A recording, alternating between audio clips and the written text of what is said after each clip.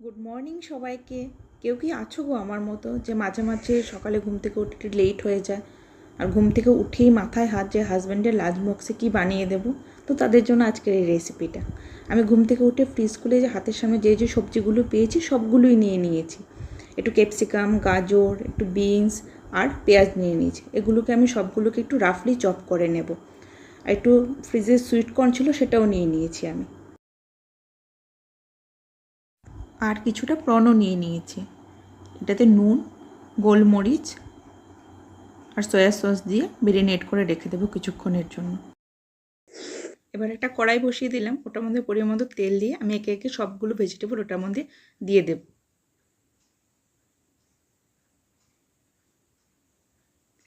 এটার মধ্যে সুইট কর্নটাও আমি অ্যাড করে দিচ্ছি। তারপর পরিমাণ মতো নুন দিয়ে ওটাকে ভালো করে মিক্স করে ঢাকা দিয়ে দেব।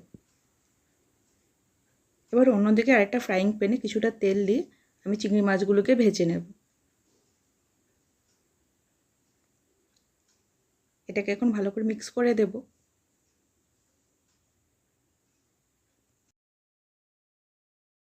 দেখো খুব সুন্দর চিংড়ি মাছগুলো ফ্রাই হয়ে গেছে। এটাকে আমি আবারও মিক্স করে দিচ্ছি। এখন কড়াইয়ের ঢাকাটা খুলে আমি চিংড়ি মাছটা এটার মধ্যে অ্যাড করে দেব, দিয়ে আমি একবার মিক্স করে নেব এটাকে। এবার আমি আমার কাছে লেফট ওভার রাইস ছিল সেটা অ্যাড করে দেব। তোমাদের কাছে যদি ফ্রেশ রাইস থাকে সেটাও তুমি অ্যাড করে দিতে পারো। এবার নুন আর গোলমরিচ দিয়ে রাইসটাকে আমি আবারও মিক্স করে দিচ্ছি।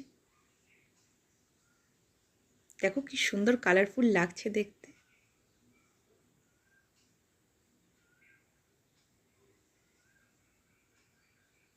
এবার রাইসটার সাথে সার্ভ করার জন্য একটা ডিমের পোচ বানিয়ে নেব।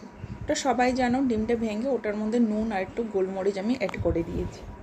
বাস আমার লাঞ্চ এখন ফুললি প্রিপেয়ার। এখন এটাকে আমি সার্ভ করে দেবো। জানো তো এই মিলটা প্রিপেয়ার করতে বেশি হলে 6 থেকে 7 মিনিট টাইম লাগে। এত কম টাইমে এত সুন্দর একটা লাঞ্চ প্রিপেয়ার হয়ে যায়। আর তোমাদের যদি আগে থেকে ভেজিটেবল কাট করা থাকে তাহলে তো আরও কম টাইমে ওটা হয়ে যাবে। তোমাদের যদি ভিডিওটা ভালো লাগে ভিডিওটাকে একটা লাইক করে দিও, কমেন্ট করো আর পেজটাকে একটু ফলো করে দিও। বাই, দেখা হবে নেক্সট ভিডিওতে।